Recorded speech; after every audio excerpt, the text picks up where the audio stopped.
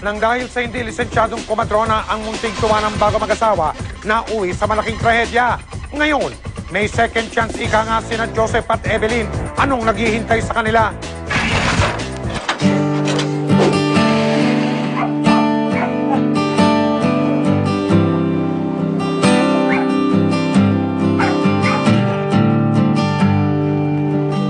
Hindi malilimutan na mag-asawang Joseph at Evelyn ng taong 2009. Magkahalong tuwa at lungkot ang kanilang nadama sa unang taon ng kanilang pagsasama. At ang investigador, saksi sa kanilang pagmamahalan na hindi mapaghihiwalay ng anumang hirap o ginhawa. Hulyo ng taong ito nang dinggin ng langit ang pinakamimiti nilang hiling. May tuturi na hulog ng langit ang pagsilang sa una nilang supling.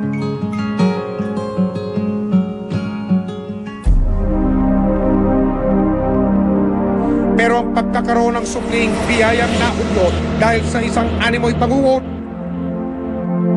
Nakilala ko po si Joyce na na siya magpapaanak sa akin kasi po alam ko pong midwife siya. Kasi may pinaanak din siya dun sa kapitbahay namin. Nung nagpa-ultrasound kami nung 8 months yung baby sa tiyan ng misis ko, suwi siya. Pinakita namin sa kanya yung ultrasound. Hindi niya binasa na yun. Sabi naman ni Joyce, okay naman daw. Nasa ayos daw yung baby at hindi naman daw suwi. Pero hindi pala lisensyadong kumatrona ang nagpanak kay Evelyn. Ilang taon na po kayo nagpapanak ate? Marami na po. At nagsilang pa siya ng isang malaking trahedya. Dahil bago pa mailuwal, wala nang buhay ang dapat sana'y panganay nilang mag-asawa. Karoon nga daw siya ng hematoma, yung pasa. At saka nahang daw na nasakal daw siya dito. Naipit yung leg niya kaya nagkaroon siya ng mark dito. First baby namin yun, tapos ang tagal-tagal kong hinihintay. Sabi ko sa kanya, ang tagal-tagal kong hinihintay yung anak ko, tapos ganun lang pala mangyayari. Sa isang entrapment operation na huli si Joyce Chua na umaming isa siyang peking kumatrona. Wala. Opo. Ito si Joyce Chua. Okay. Lisensyado ka na midwife? O hindi. O sige, may complaint sa'yo ha. Sumama ka sa amin. NBI kami ha. Nasampahan ng kaso ang nagpakilalang kumadrona na nagpanak kay Evelyn. Divine Mercy, ang sagot niya sa amin. Sana Diyos na maaga.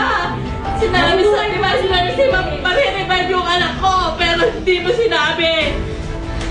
Hindi mo Yun ang pinagagalit ko sa'yo. Ang sagot po niya sa amin, bumay na tayo, okay na, okay na. Huwag ka sinungaling! Sinungaling ka kasi! Sinungaling ka! Hanggang sa ngayong dinidinig pang kaso laban sa kanya. Nag-aantay na lang po tayo ng sabpina ng korte dito sa Cavite para dun sa initial hearing ng kaso niya. Bibigyan namin po kayo ng assurance na religiously aatinan po namin ang kasong to para makapag-dispense agad ng justice para sa mga partidong involved. Habang ang mag-asawa patuloy sa paghiling na mabigyan muli sila ng panibagong supling. Bagamat dala-dala ang pangamatulog ng nagdaang krisis, patuloy na hinarap ng dalawa ang hiling na makabuo ng isang kompletong pamilya. Parati namin pinagdarasal na mag-asawa na sana bigyan ulit kami ng bagong baby. Sana hindi yun yung huli yung nawala sa amin, hindi yun ang maging last na bigay niya sa amin. Ini-expect namin na medyo matatagalan yung pagkakaroon namin ng baby kasi sa age namin ngayon, medyo late na. Nasuklian naman ang kanilang halos araw-araw na dalangin dahil bago ang Pasko, natanggap na nila ang pinakamagandang regalo.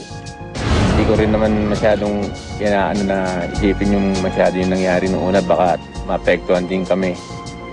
Kaya masaya ako dahil magkakaroon na ulit kayong panibagong baby. Magti 3 months na siya. Dahil sa ibinalitang ito sa amin ni Joseph at Evelyn, masaya rin namin silang sasaluhan sa panibagong yuktong ito ng kanilang pagsasama. Lalo na't sa pagkakataong ito, may inaasahan na silang bagong miyembro ng kanilang pamilya. Kung pag lalaki ang magiging baby namin, bibigyan ko ng pangalan na JB. Eh, kung babae siya naman magdi-decide kung anong pangalan ng ibibigay niya kung babae. Bali, asawa ko na ang bahala. Mula sa General Mariano Alvarez sa Cavite, personal kong ipinasundo sina Joseph at Evelyn.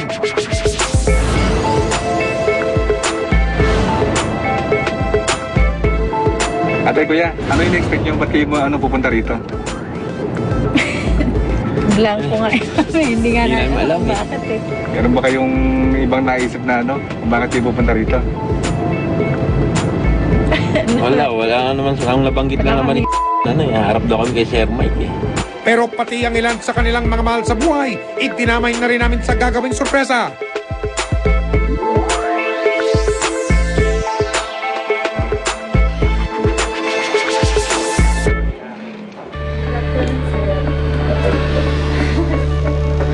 Takas ang kasiyahan sa kanilang mga ngiti nang personal ko silang makita. Congratulations! Nakapag-prenatal na ba kayo, di ba? Prenatal po si Sir. Opo. Okay lang yun, pero meron natitignan siya. Ilang beses na kayo nakapag-prenatal? Mula nung nalaman? Dalawa. Ha? Dalawa pa lang po. Kung saan pakiramdam? Okay naman. Anong reaksyon niyo nung nalaman yung magdadalang taon na si Mama?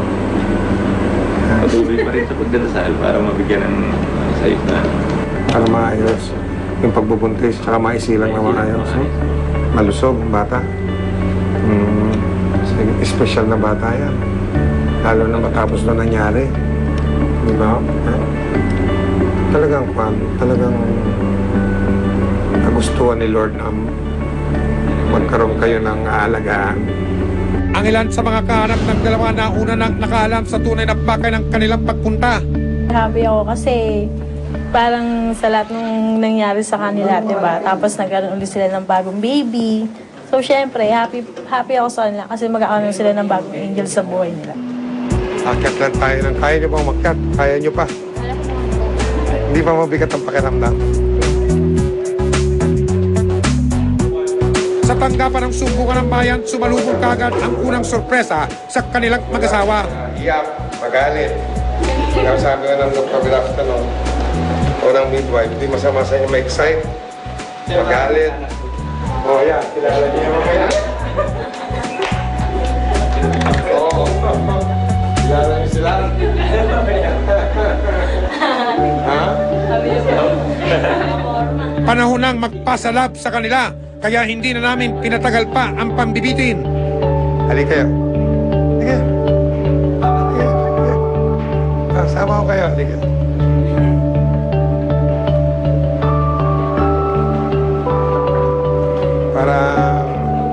Para paglabas, handa tayo.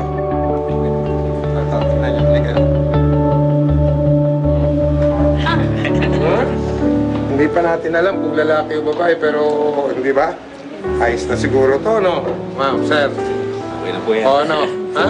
Para sa anghel na paparating sa kanilang tahanan, ilang bubunting pamasko ang inihanda ng aming tanggapan. Hindi natin pababayaan yung kaso. Hindi natin siya tatantanan. Nakapagpiyansa ng batas ha? Pero ang importante naturuan natin siya ng leksyon. Sana wag niya nang gawin yun sa iba. Oh. Walang kapalit ang handog naming regalo kundi ang pangakong magiging mabuti silang magulang sa isisilang nilang bunso. Siyempre, nagpapasalamat ako. Kami napili mabigyan ng regalo para sa anak ko, sa magiging baby namin. Medyo malaking karagdagan rin para sa amin. Kahit pa paano meron na nakahanda na yung gagamitin namin. Kaya mas lalo kami na-excite eh. Siyempre po, paglabas niya po, mas double, kumbaga, double yung yung excitement, tapos double yung pag-aalaga. Nagagalak po kaming makatulong sa kahit na konting paraan. Ang panahon ng Kapaskuhan na marahil ang tamang pagkakataon para muli naming ibalik ang tiwalang ibinigay ninyo sa sumbungan ng bayan.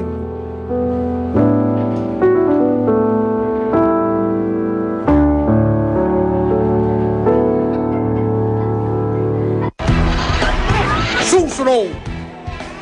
Nabalitaan po dahil namin yung nangyari sa anak nyo. Kaya po bilang tulong din po namin kasama ng GMA7 Bibigyan po namin ng scholarship sa STA College Balagtas po.